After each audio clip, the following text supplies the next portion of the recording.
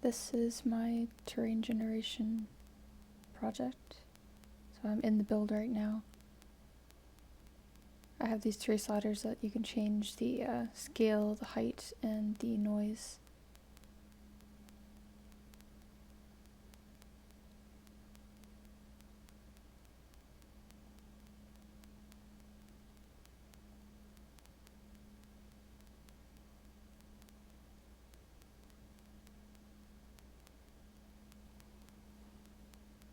So closing this and going into the Unity project, I've got this terrain generator, which I have a few of my scripts on. I got a mesh generator, which is kind of a more like centralized manager of the mesh, and then the mesh gen, which is like making the vertices and the triangles of the actual mesh itself.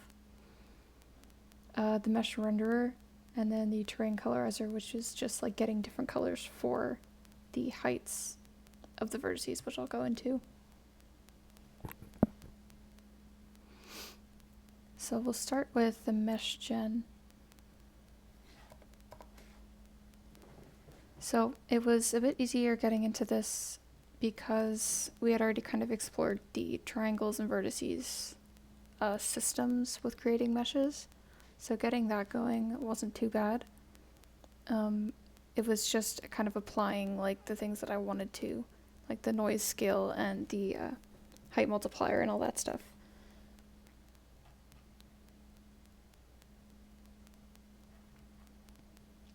And then sections like this where I would just get the color and apply it for the height.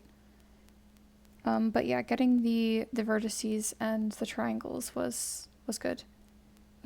Was a good point. And also getting the UI set up and kind of the helper methods for that was good as well.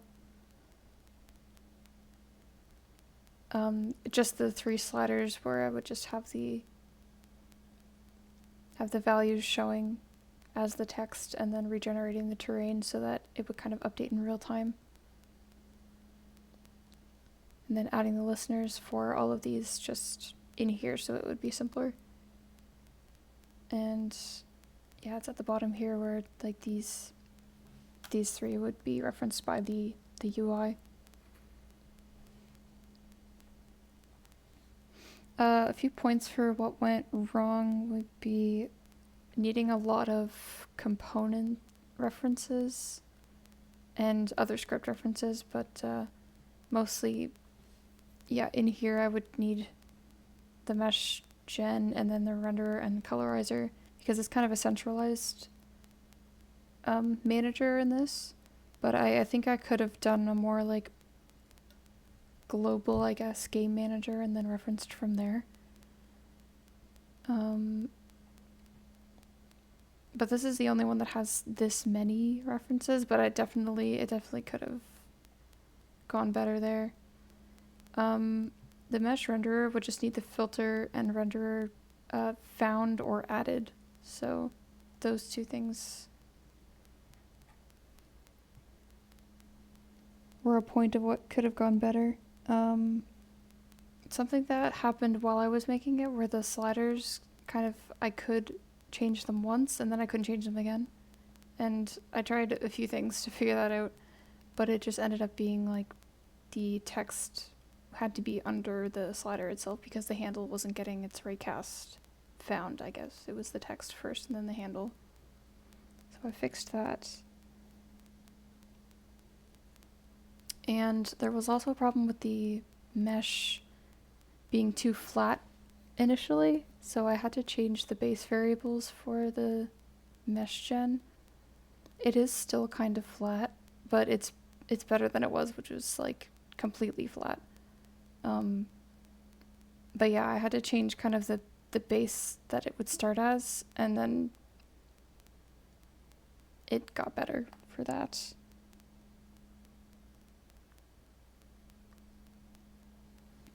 Something I learned was I was asking Kyle about his project because I saw him working on it and he had these colors on it. So he told me it was kind of like a lerp between different heights for colors and thought that was a really good idea. So I learned that from the tips that he gave me to do that. I can open that right now. So I just have 4 colors that I can set in the inspector. Yeah, these ones here.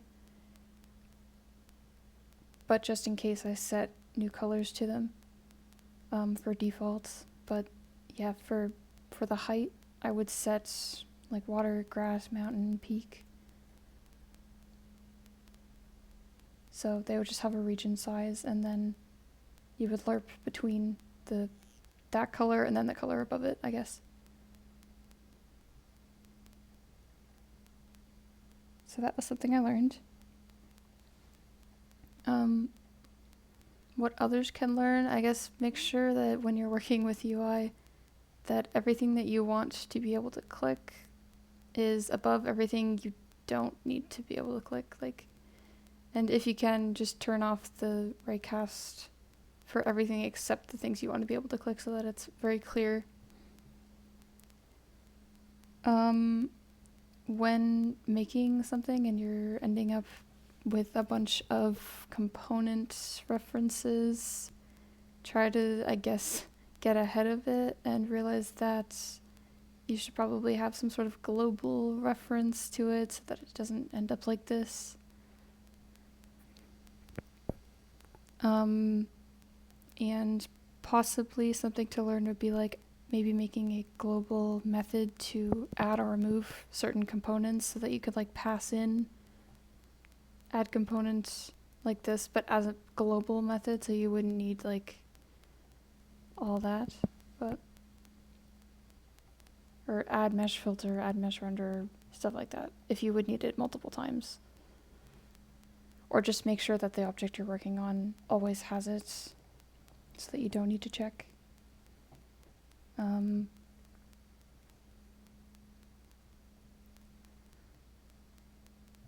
But yeah, I think this turned out pretty well, and it kind of came together a bit better with the colors, so it was kind of like you could realize what was going on.